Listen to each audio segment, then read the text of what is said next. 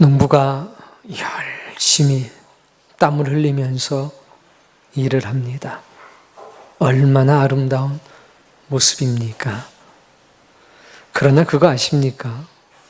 농부가 땀을 흘리며 열심히 일한다고 반드시 풍성한 열매를 맺히는 것은 아닙니다. 우리는 농부의 굵은 땀방울 속에서 겸손을 배웁니다.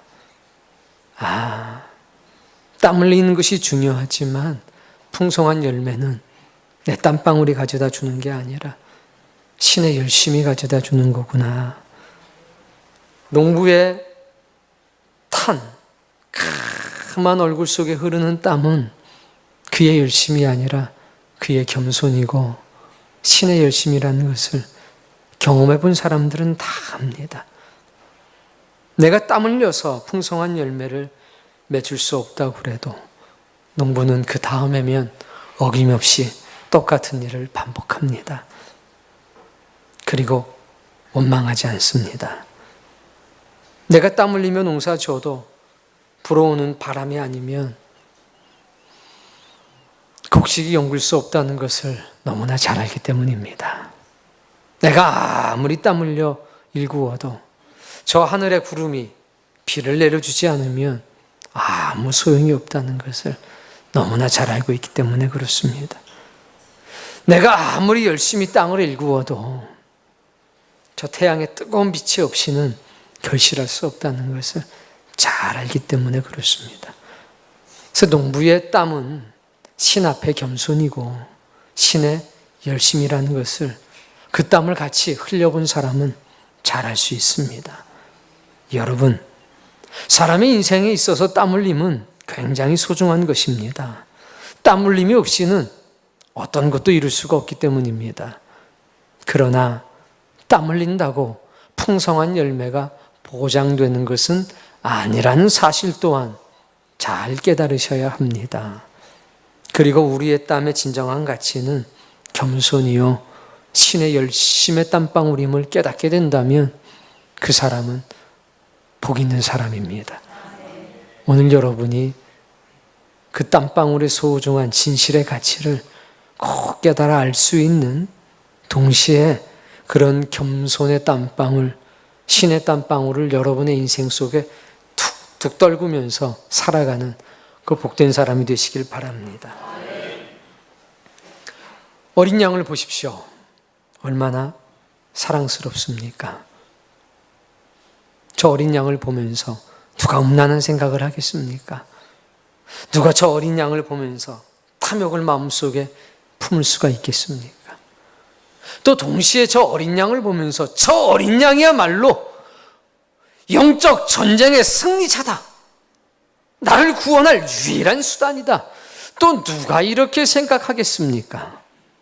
그러나 하나님의 나라의 구원의 백성으로 우뚝 서게 사는 사람들은 저 어린 양을 보면서 저분이야말로 나의 구원자시구나.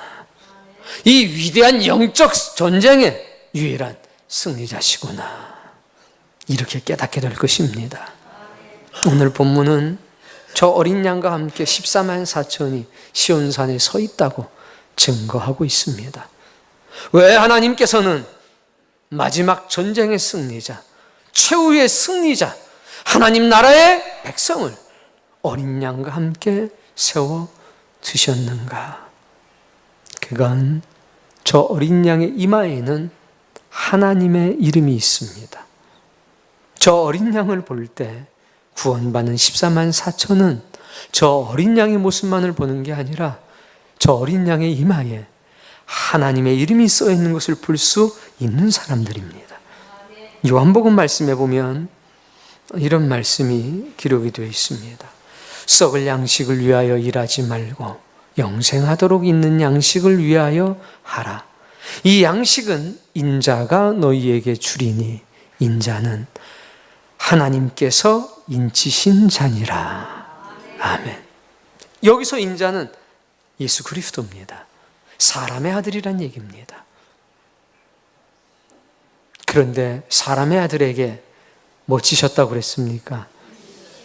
하나님의 도장을 지셨다는 겁니다. 예수님의 이마에도 하나님의 이름이 적혀 있습니다. 그리고 이 어린 양은 칼로 세상을 이기신 것이 아니라 피 흘리심으로 신의 거룩한 잔을 받아 마심으로 인해서 죽음으로 죽음을 이기신 분이십니다. 그래서 구원의 백성들은 저 어린 양의 이마에 하나님의 이름, 아버지 되신 하나님의 이름이 도장으로 찍혀 있는 것을 볼 수 있는 사람들입니다. 아, 저 어린 양의 죽음은 우연한 죽음이 아니라 신의 거룩한 섭리로구나. 그것을 깨닫습니다. 그리고 그들은 고백합니다. 주여, 나에게도 아버지의 도장을 쳐주옵소서. 아버지여, 내게 저 어린 양의 도장도 찍어주옵소서. 그래서 마지막 승리하는 주의 백성의 모습, 이마에 아버지의 이름이 적혀 있고 이마에 예수 그리스도의 이름이 적혀 있다는 겁니다. 이게 왜 중요합니까? 바울은 이렇게 말했습니다. 하나님께서 우리에게 인을 치시고 보증으로 성령을 주셨느니라. 우린 잘 알고 있습니다. 하나님의 사람들이 물과 성령으로 거듭나야 한다는 것을 성경은 증언합니다. 내가 성령으로 너를 인치고 인쳤다는 보증으로 성령을 부어주셨다. 누가 성령님의 내주를 경험할 수 있느냐? 이마에 하나님의 인을 받은 사람들입니다. 그래서 인침은 하나님의 소유라는 증거이고 인침의 역사는 성령의 기름 부음 받았다는 증거인 것입니다. 누구나 말합니다. 성령의 시대라고. 성령님의 인도하시는 시대라고. 물과 성령으로 거듭나야 된다고. 성령의 기름을 받아야 한다고. 그러나 성경은 말합니다. 인받아라. 인침을 받게 될 때에 내가 성령님을 너희 마음에 한량없이 부을 것이라. 이 14만 4천은 하나님의 이름이 찍혀 있기 때문에 그 안에 성령님의 내주하심이 역사되는 사람들입니다. 성령님이 저 밖에 있는 것이 아니라 성령님이 마음 안으로 들어오셨습니다. 제가 읽을 테니 한번 따라 읽어봅시다. 그가 또한 우리에게 인치시고 우리 마음에 성령을 주셨느니라. 하나님의 입맞은 사람들, 그 사람들은 성령님이 외주하시는 것이 아니라 내주하십니다. 성령님이 그들의 마음 안에 거하시면서 구원의 역사를 확증합니다. 그래서 성령님의 인격이 그들의 인격이 될 수가 있는 겁니다. 성령님의 생각이 그들의 생각이 될 수 있는 것은 성령님이 어디 계시기 때문에? 내주하고 계시기 때문에, 내 마음에 계시기 때문에, 그들의 이마에 하나님의 이름과 어린 양의 이름이 적혀 있도다. 그 말씀이 상징하는 것은 바로 그겁니다. 이들은 하나님의 말씀이 증거될 때에 요한이 증거한 것처럼 저희들은 하나님의 말씀을 참되시다고 아멘했습니다. 그래? 그럼 내가 저들의 이마에 인치리라. 하나님이 어떤 말씀을 하시든지 이들은 그 말씀이 옳으십니다. 그 말씀이 제게 그대로 이루어질 겁니다. 이렇게 고백하는 사람들이란 얘기입니다. 하나님의 말씀은 참되십니다. 하나님의 말씀은 옳으십니다. 십자가를 지라. 하나님의 말씀은 참됩니다. 하나님의 말씀은 옳으십니다. 눈물의 골짜기로 걸어가라. 하나님의 말씀은 참되시고 하나님의 말씀은 옳으십니다. 제가 눈물의 골짜기로 걸어가겠습니다. 눈물의 골짜기를 걸어가는 것이 제 영혼의 유익함을 저는 믿습니다. 그런 사람들의 이마에 뭐 주신다고요? 인치신다는 겁니다. 그리고 그들의 마음속에 무엇을 부어주신다고 그랬습니까? 성령님을 부어주십니다. 그래서 하나님의 깊은 것을 그들은 날마다 깨달아가는 겁니다. 성령님의 생각이 그 사람의 생각이 되고, 성령님의 말이 그 사람의 말이 되고, 성령님의 인격이 그들의 신앙 인격이 되는, 그것을 가리켜 뭐라고 그러느냐? 물과 성령으로 거듭나는 사람이라고 하는 겁니다. 땅으로부터 난 자가 아니라 하늘로부터 거듭난 사람들, 그들이 바로 14만 4천인 것입니다. 그들은 누구와 함께 서 있습니까? 어린 양과 함께 서 있습니다. 어린 양과 함께 서 있다는 것은 그분을 사랑한다는 얘기입니다. 그분을 신뢰한다는 얘기입니다. 성경에는 어디로 인도하든지 따라간다고 그랬습니다. 왜 따라갑니까? 사랑하기 때문입니다. 그분과 헤어질 수 없기 때문입니다. 이미 그분의 죽으심으로 인해서 내 죄가 사함받고 내 영혼이 구원받았다는 사실을 누구보다 잘 알고 있기 때문입니다. 이미 들은 말씀과 같이 그들은 고백합니다. 주님, 이제 십자가에서 내려오십시오. 그리고 하나님의 영광의 보좌에 앉아 계십시오. 그 십자가는 제가 지겠습니다. 바울도 그렇게 고백한 겁니다. 이제 교회를 위하여 그리스도 예수의 남은 고난을 내 육체에 채우노라. 그것이 신약시대를 살아가는 교회와 성도들의 고백이 되어야 할 겁니다. 이 14만 4천의 무리는 그 고백으로 살아가는 사람들입니다. 주여, 이제는 영광 받으시옵소서. 고난은 제 남은 육체에, 제 육체 속에 부어 담겠습니다. 십자가는 제가 지겠습니다. 골고다 언덕에는 제가 올라가겠습니다. 아골 골짜 그 빈들에는 제가 가겠습니다. 주님은 영광만 받으시옵소서. 어디로 가라고 하든지, 그것이 홍해가 됐든 그것이 거칠은 광야가 됐든 옳습니다. 하나님은 언제든 선하십니다. 하나님의 말씀은 참되십니다. 그 고백으로 살아가는 사람들입니다. 그들을 가리켜 너는 하나님의 말씀을 참되시다고 했으니 내가 너에게 인칠 것이다. 즉 나의 거룩한 소유물로 삼을 것이다. 그래서 14만 4천은 구원받은 하나님의 백성들입니다. 요한계시록 9장 말씀을 보면 이런 말씀이 기록되어 있습니다. 다섯째 인을 떼실 때에 내가 보니 하늘에서 땅에 떨어진 별 하나가 있었는데 그가 무저갱의 열쇠를 받았더라. 무저갱의 열쇠를 가지고 무저갱을 엽니다. 거기로부터, 무저갱으로부터 연기가 나와서 해와 달을 가립니다. 그런데 중요한 것은 황충이 나옵니다. 황충이라고 하는 것은 본디 풀을 먹고 사는 곤충입니다. 그런데 이 황충은 특별합니다. 제가 읽을 테니 따라 읽어보겠습니다. 또 황충이 연기 가운데로부터 땅 위에 나오매 그들이 땅에 있는 전갈의 권세와 같은 권세를 받았더라. 그들에게 이르시되 땅의 풀이나 푸른 것이나 각종 수목은 해하지 말고 오직 이마에 하나님의 인침을 받지 아니한 사람들만 해하라.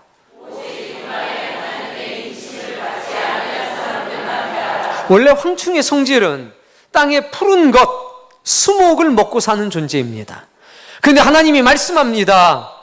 야, 수목을 건드리지 말고 오직 이마에 하나님의 인침을 받지 아니한 사람들만 해하라. 전갈의 독과 같은 독을 가지고 나와서 사람들만 해야 하는데 이마에 하나님의 인을 받지 아니한 사람들. 하나님이 어떤 역사를 이룰 때 하나님의 역사는 참되십니다. 하나님의 역사는 옳습니다. 이렇게 고백하지 않았던 사람들만 해하라. 그래서 14만 4천은 구원받은 백성이라는 겁니다.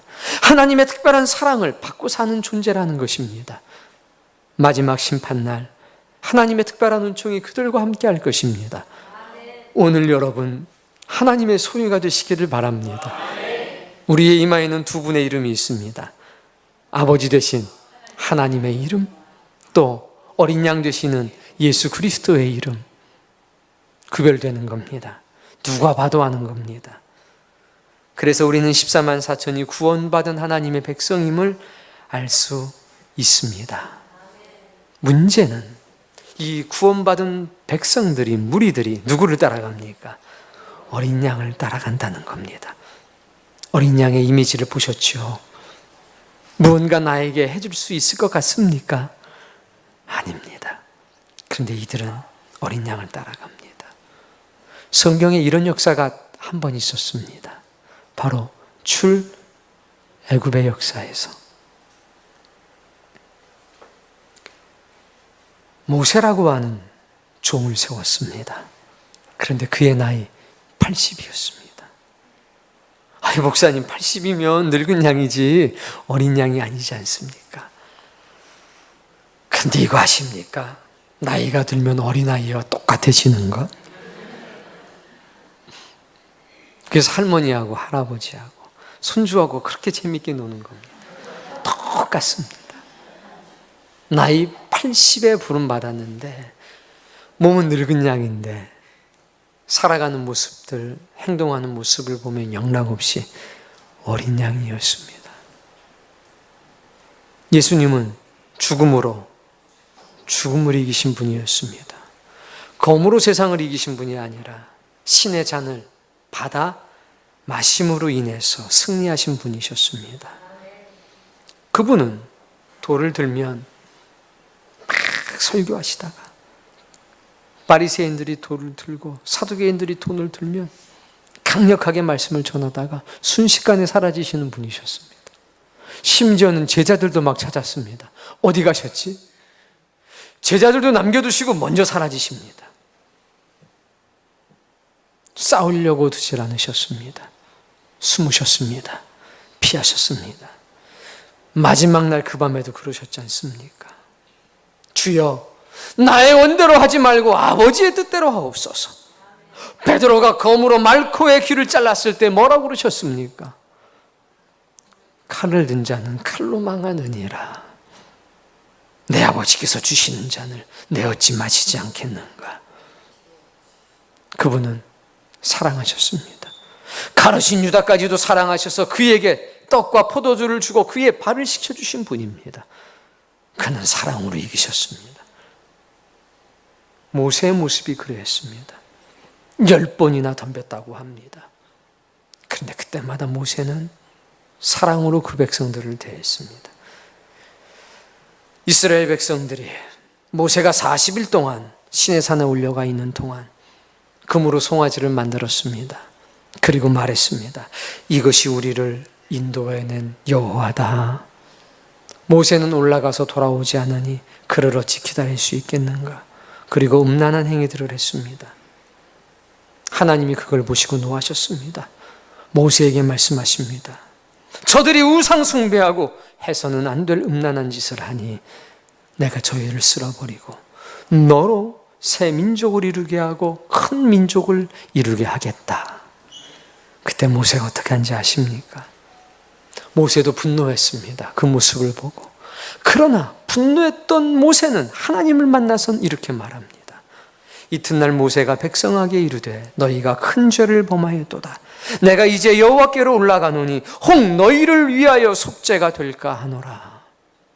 내가 너희의 죄를 위하여 하나님 앞에 대속의 역사를 구하겠다는 겁니다. 모세가 여호와께 다시 나아가 여짜오되 슬프도소이다. 이 백성이 자기들을 위하여 큰 금신을 만들어 싸우니 큰 죄를 범하였나이다. 그러나 이제 그들의 죄를 사하시옵소서. 그렇지 아니하옵시면 원하건대 주께서 기록하신 책에서 내 이름을 지워버려 주옵소서. 하나님, 이들의 죄를 용서해 주지 않을 거면 저를 먼저 죽여달라고 기도하는 겁니다. 이게 모세의 모습이었습니다. 그런데 백성들은 이런 모세를 사랑하지 않았습니다.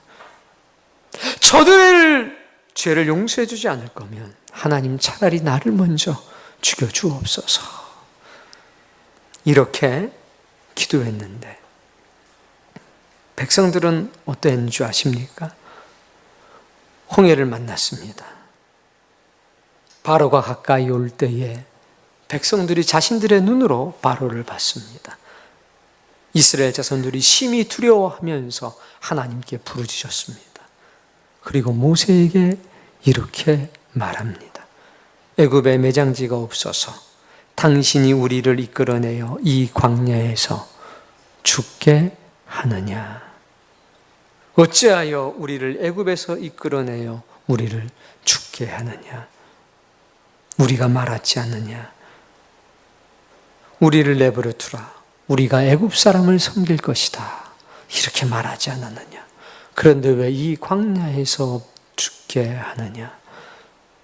라고 모세의 멱살을 잡으려고 했습니다. 그때 모세는 어떻게 했습니까? 너희들 내 권위에 도전하는 거냐? 언제 내가 내 뜻대로 인도한 적이 있더냐? 변명하고 그들을 겁박하지 않았습니다. 하나님이 구원하실 건데 너희들을 후회하게 될 거야. 너희들 가나안 땅에 못 가. 이런 얘기 하지 않았습니다. 하나님께로 가서 기도합니다. 하나님, 어찌해야 합니까?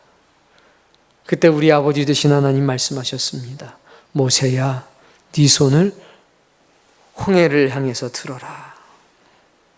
근데 지팡이가 잡혀 있었으니까 당연히 지팡이가 든 손을 홍해를 향해서 들었습니다. 되묻지 않았습니다.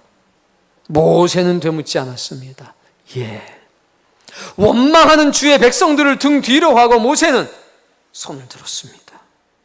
그러자 동남풍이 불어와서 애굽 해골을 말렸다고 성경은 기록하고 있습니다.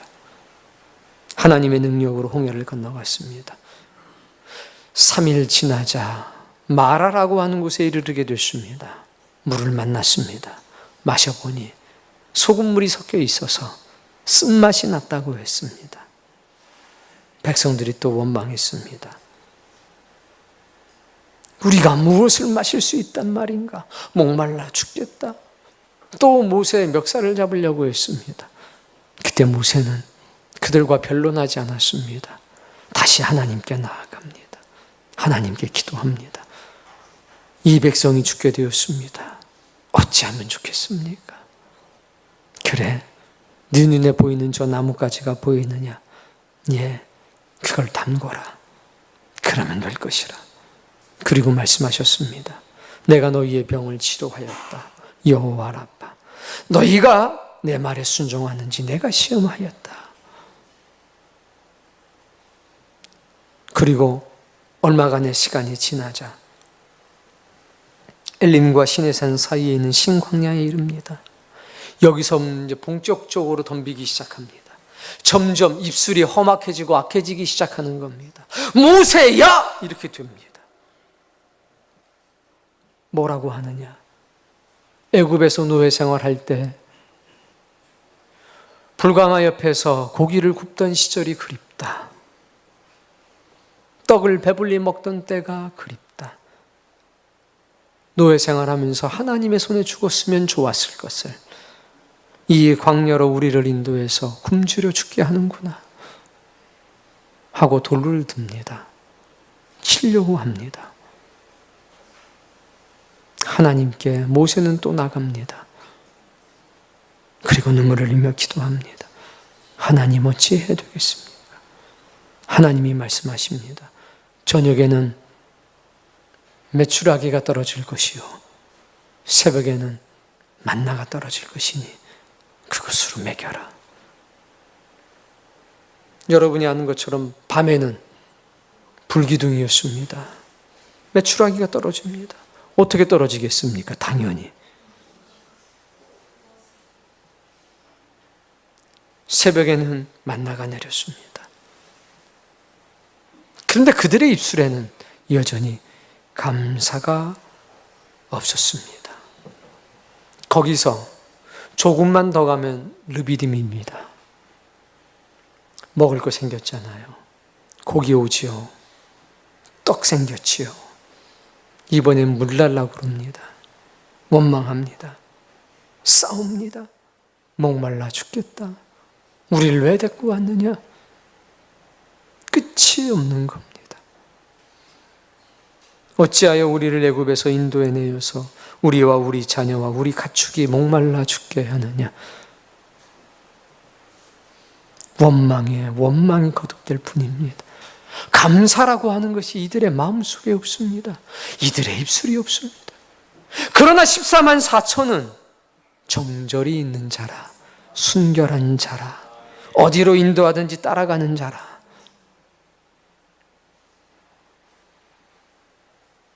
정절은 입술로부터 시작되는 겁니다. 순결은 입술을 지키는 것입니다.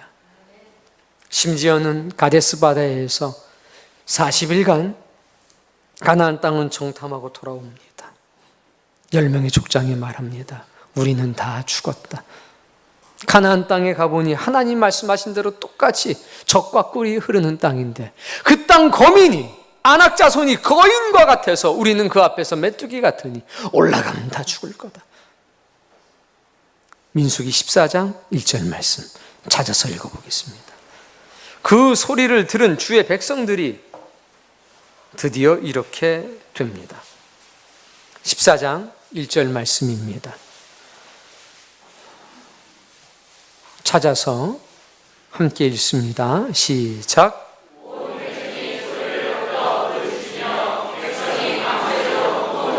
밤새도록 통곡을 했습니다. 온 이스라엘 자손이 다 모세와 아론을 원망하며 온 회중이 그들에게 이르되 우리가 애굽 땅에서 죽었거나 이 광야에서 죽었으면 좋았을 것을. 어찌하여 여호와가 우리를 그 땅으로 인도하여 칼에 쓰러지게 하려는가? 우리 처자가 사로잡히리니 애굽으로 돌아가는 것이 낫지 않느냐? 가나안 땅을 눈앞에 두고 있습니다. 사흘이면 올라갈 수 있습니다. 어디로 가자고 합니까? 10가지 재앙 쏟는 것 봤습니다. 홍해 갈라지는 것 봤습니다. 마라의 쓴물이 변하는 것 봤습니다. 신의 산에 하나님의 영광이 있는 걸 봤습니다. 르비딤에서 반석을 쳤더니 물이 터져 나오는 것을 보았습니다. 하나님의 권능을 봤습니다. 그런데 이들은 하나님께 기도하지 않고 원망을 쏟아내고 있습니다. 4절 말씀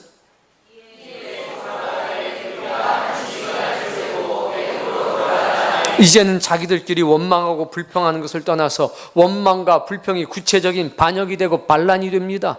애굽으로 돌아가자, 세상으로 돌아가자 이겁니다. 다시 영적인 노예로 살아가자는 얘기입니다. 죄와 사망의 종로로 타자는 얘기입니다. 믿는 사람들이 이렇게 이야기하고 있습니다. 은혜 받은 사람들이 이렇게 얘기하고 있습니다. 만나를 먹으면서 이렇게 얘기하고 있습니다. 낮에는 구름기둥, 밤에는 불기둥 속에 하나님의 은총 가운데 살면서 이렇게 얘기하고 있다는 겁니다. 모세와 아론이 이스라엘 자손 온 회중 앞에 엎드립니다. 두려워서 엎드리는 것이 아니라 하나님께 울며 기도하는 겁니다. 용서해 달라고, 이들을 살려달라고. 6절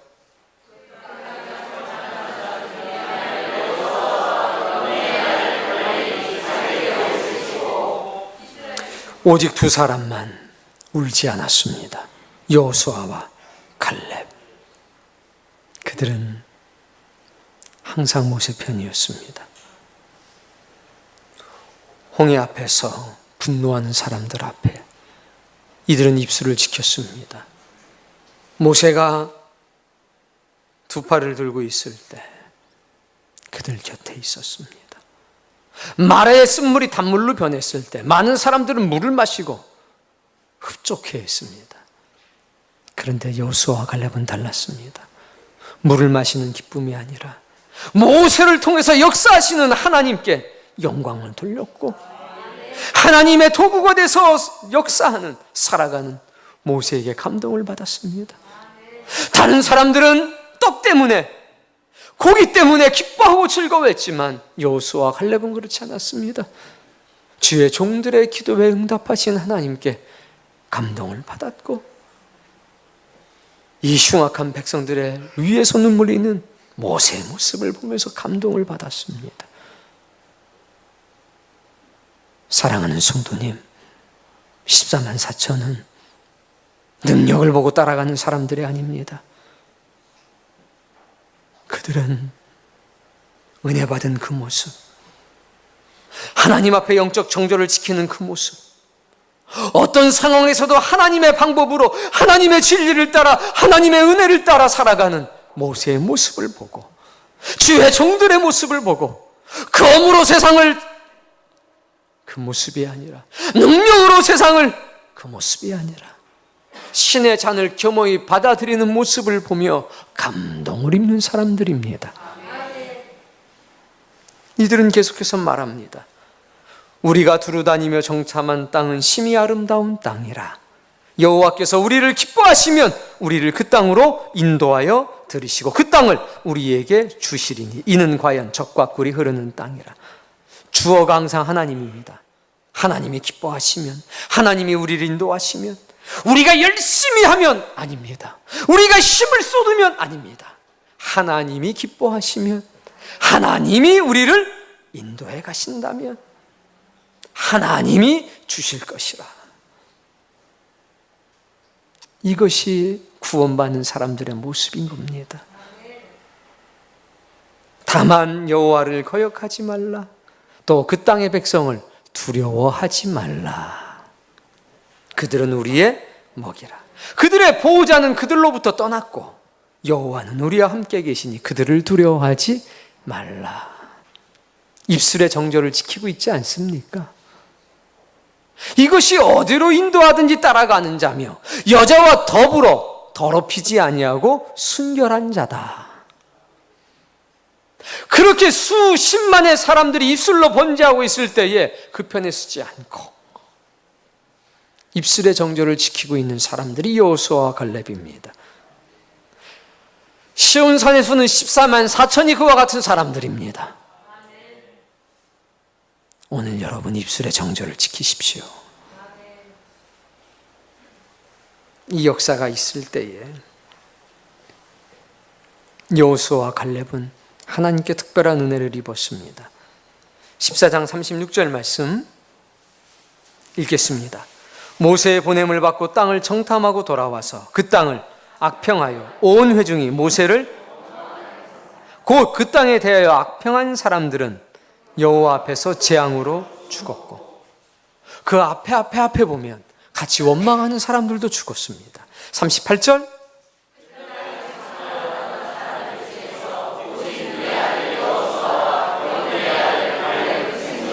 아멘. 여호수아와 여분네의 아들 갈렙은 가나안 땅을 정복했다는 이야기입니다. 여호수아와 갈렙도 구원받은 사람이요, 이들도 이마에 아버지의 인맞은 사람입니다. 이때 하나님이 이렇게 말씀하셨습니다. 28절에 그들에게 이르기를 여호와의 말씀에 내 삶을 두고 맹세하노라. 너희 말이 내 귀에 들린 대로 내가 너희에게 행할 것이다. 여러분, 삶의 어려움이 올 때 어떡합니까? 묻지도 따지지 말고 일단 원망부터 하고 봅니까? 정절을 지키지 못한 사람들은 원망부터 했습니다. 원망하고 주의 종들 쪼니까 얻어지는 게 있었다는 겁니다. 일단 묻지도 따지지도 않고 원망부터 합니다. 탓부터 합니다.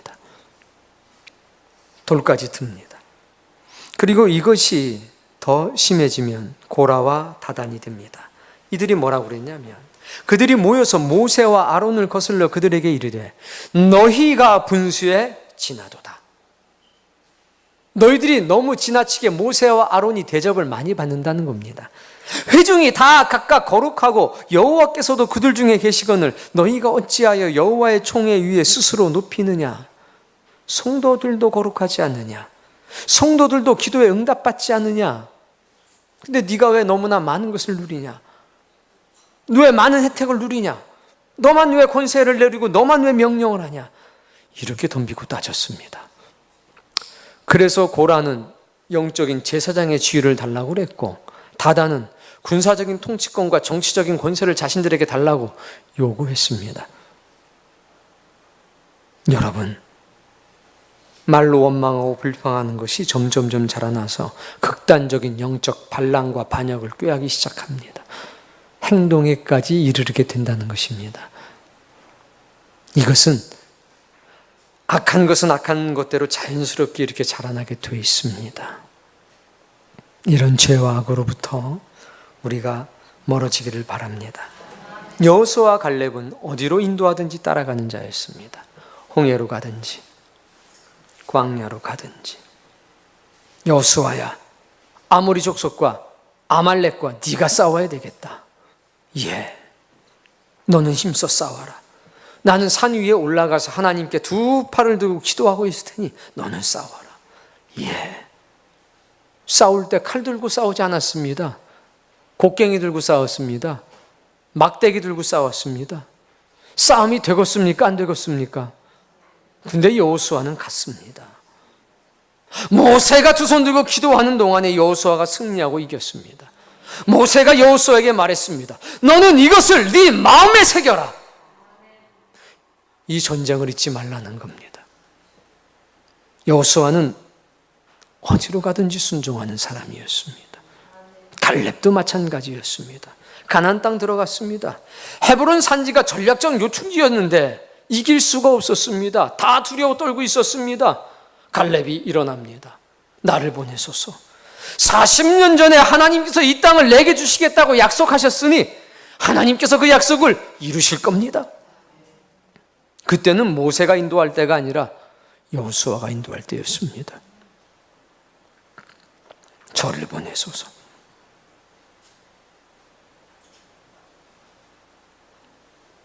하나님께서 모세를 통해서 여호수아를 차기의 인도자로 세웠습니다. 갈렙이 이렇게 말하지 않았습니다. 나는 유다 지파고 너는 에브라임 지파인데 내가 물려받아야 되지 않냐. 내가 나이도 더 많은데, 내가 한 일도 더 많은데, 이렇게 말하지 않았습니다. 감사합니다. 그리고 여호수아의 말에 철저하게 순종했습니다. 어디로 인도하든지 따라가는 것 아닙니까? 입술의 정결을 지키는 것 아닙니까?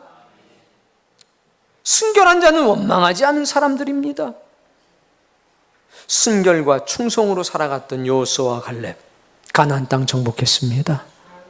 처음 나왔던 10가지 재앙을 봤던 사람들, 홍해의 기적을 봤던 사람들, 메추라기와 만나가 떨어진 것을 봤던 사람들, 반석이 깨져서 물이 나왔던 것을 봤던 사람들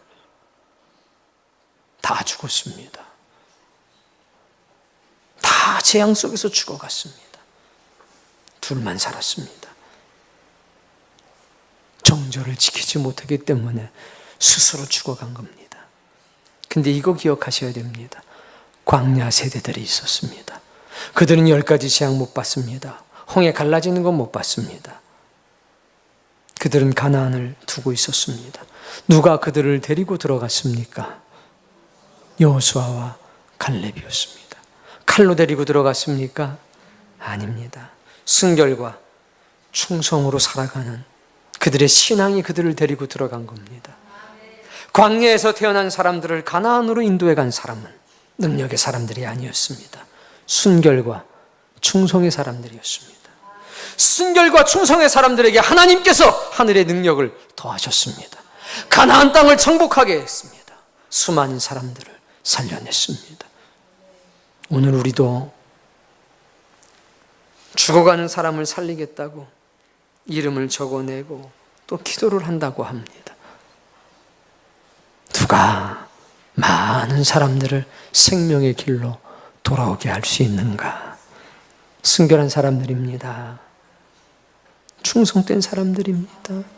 적은 능력을 가지고도 주님의 이름을 배반하지 아니하며 하나님의 일을 끝까지 붙드는 사람들이 그 역사 이뤄냅니다.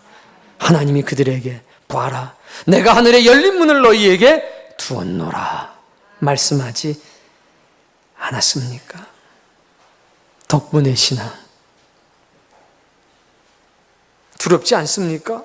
홍해가 앞에 있고 지상 최고의 군대는 병거를 타고 쫓아오고 있는데 두렵지 않습니까? 왜 두렵지 않겠습니까? 그러나 하나님 덕분에, 모세 덕분에 노예 신분의 굴레를 벗고 여기까지 왔으니 여기서 죽어도 감사할 뿐이지요. 목마르지 않습니까?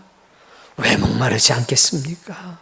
저도 목말라서 탄 고통과 갈증을 느끼고 있습니다. 그러나 하나님 덕분에 여기까지 왔는데, 모세 덕분에 여기까지 왔는데 목말라 죽어도 하나님의 약속과 언약을 이루기 위해서 살다 죽으니 여기서 죽어도 감사하지요. 덕분의 신앙, 감사의 신앙만이 우리를 살립니다. 영혼의 순결, 입술의 정결을 지켜야만 합니다. 연약해 보이는, 아무 힘도 없어 보이는 어린 양, 그 어린 양의 이마에 아버지의 이름이 쓰여 있는 것을 보고 이는 우리의 구원자시요 우리의 유일한 인도자입니다. 이분이 우리를 위해서 싸우는 것이 아니라 우리가 이분을 위해서 싸울 겁니다. 이분은 이미 십자가 지신 분입니다.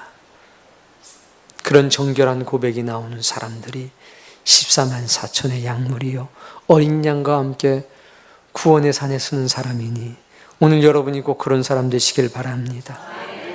자, 욥의 신앙 인격을 만나보도록 하겠습니다. 우리 욥기서 말씀 읽어보겠습니다. 욥기서 2장 9절입니다. 욥기서 2장 9절. 좀 찾기가 어렵겠지요. 구약이니. 욥기서 2장 9절 말씀 읽습니다.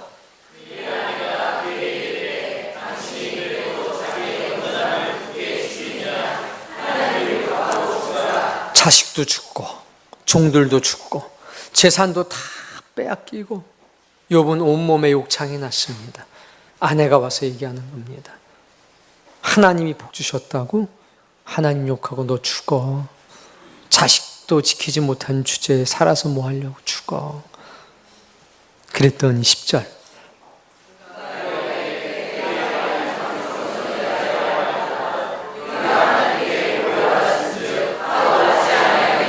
이 모든 일에 욥이 입술로 범죄하지 아니하리. 복만 받겠다고 신앙하는 사람들은 넘어질 수밖에 없다는 겁니다. 주님과 함께 서 있는 사람들은 말입니다. 어린 양과 함께 서 있는 사람들은 말입니다. 우리가 하나님께 복을 받았으니 화도 받지 아니하겠느냐. 입술로 범죄하지 않는 사람들입니다. 누구 때문에 시험에 들었다고요? 누구 때문에 상처받았다고요? 야, 너 때문에 예수님이 십자가 지셨다. 그런데 누구 때문에 상처받았다고 그게 자랑이니?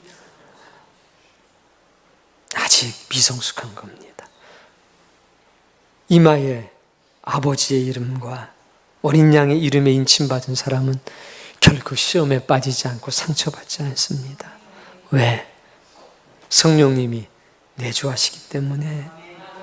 아유, 집사님, 어지간한 사람이면 집사님 말씀에 상처받았을 거예요. 근데 전 괜찮아요.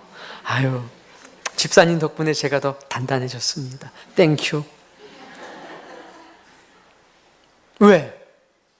여기 입 맞았거든요. 사망의 골짜기로 인도해 간다 할지라도 하나님 오르십니다. 하나님 참되십니다. 이 정도거든요. 뭐 상처받을 일이 뭐가 있겠어요? 한 시험에 들 일이 뭐가 있겠어요? 사망의 골짜기로 인도해도 아멘 감사합니다인데, 아니 우리가 하나님께 복을 받았은즉 화도 받지 아니하겠느냐, 이 정도인데 그렇지 않습니까?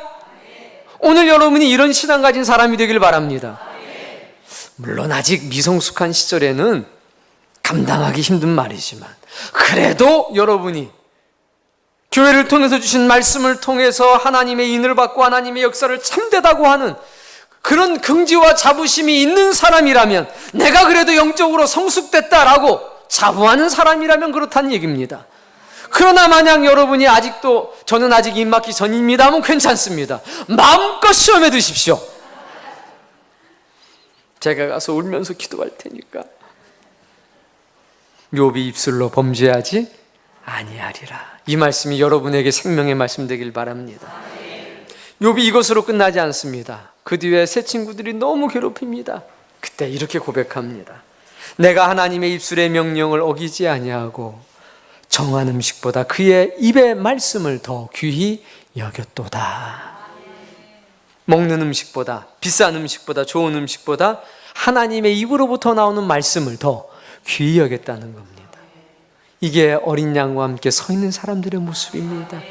하나님의 말씀을 더 귀하게 여긴다는 겁니다.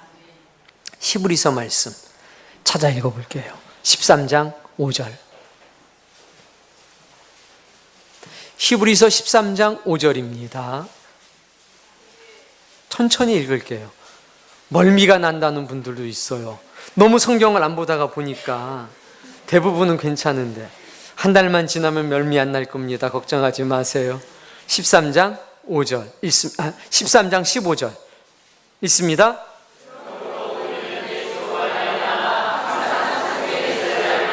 항상 어떤 제사를 드리십니까? 노래 부르자는 얘기죠. 하나님의 말씀이 어떤 사람 너무 무서워. 하나님의 말씀이 야울의 소리 같아.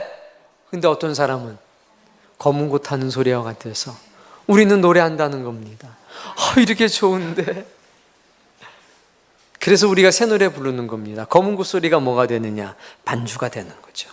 요즘 기록했으면 아마 이렇게 얘기하실 겁니다. 내 귀에는 마치 피아노 반주 소리와 같아. 내 귀에는 마치 기타 치는 소리와 같아. 이랬을 겁니다. 근데 그때는 우리식으로는 검은 고, 유럽식으로 하프, 성경 표현으로 수금, 그거예요. 하나님의 말씀이 그렇게 악기 소리와 같아서 거기에 맞춰서 뭐 하는 겁니까? 노래하고 찬양한다는 겁니다. 항상 찬송의 제사를 하나님께 드리자. 이는 읽어봅시다. 입술의 열매가 찬송의 제사라는 것입니다. 여러분의 입술로 찬송하십시오. 하나님의 영광을 찬송하시고 구원의 역사를, 하나님이 나를 구원하셨다, 감사의 말과 노래를 하도록 하십시오. 우리가 드릴 제사는 찬송의 제사입니다. 우리가 드릴 열매는 입술의 열매라는 사실을 기억하십시오. 시편서 141편에는 이렇게 기록했습니다. 여호와여, 내가 주를 불렀사오니 속히 내게 오시옵소서. 내가 주께 부르짖을 때에 내 음성에 귀를 기울이소서. 나의 기도가 주의 앞에 분향함과 같이 되며 나의 손드는 것이 저녁 제사와 같이 되게 하소서. 아침과 저녁에 기도한다는 겁니다. 자, 따라해 보세요. 여호와여, 내 입에 파수꾼을 세우시고 내 입술의 문을 지키소서. 그 4절 이하에 보면 악한 자들이 소리 높여 하나님을 원망할 때, 불평할 때 저는 그것을 귀에 담지도 말게 하시고 내 마음에 담지도 말게 하시고 내 입술로 오직 하나님을 찬양하게 하소서. 혹시 모르니까 내 입술에 누굴 세워달라고 그랬습니까? 파수꾼이 언제 세워지는 겁니까? 밤에. 내가 혹시 부지불식 중에 욕할지도 모르니까, 하나님 원망할지도 모르니까 누굴 세워달라고. 그리고 악한 사람이 내 입술의 문에 들어오지 못하도록 문지기 되어달라고 하는 겁니다. 그래서 수많은 사람들이 원망한다고 해도 나는 원망하지 않고 그 소리가 내 귀에도 담기지 않고 내 마음에도 담기는 일이 없도록 해달라는 얘기입니다. 이게 정결이 있는 자, 순결한 사람, 어디로 인도하든지 따라가는 사람입니다. 여러분이 그 사람 되기를 바랍니다. 그래서 어린 양과 함께 있는 우리도 누구냐면 어린 양입니다. 주님과 다른 건 주님은 아버지 되신 하나님 이름만 있는데 우리는 아버지 이름과 어린 양 되신 예수님의 이름이 있어서 구별되는 겁니다. 우리는 검으로 세상을 이기지 않습니다. 우린 거룩한 신의 잔으로 이깁니다. 어디로 인도하든지 따라갈 겁니다. 그리고 언제든지 감사의 찬양을 부르게 될 겁니다. 기억하십시오. 사람을 살리는 사람은 영혼에 정절이 있는 사람입니다. 많은 능력으로 돌아오는 게 아닙니다. 교리에 옳고 그름으로 이기는 것이 아닙니다. 감동을 주는 겁니다. 죽기까지 충성하는 그 순결한 모습이 감동의 역사를 불러일으킬 것입니다. 오늘 여러분이 그 역사의 주인공이 다 되시기를 주의 이름으로 축복합니다.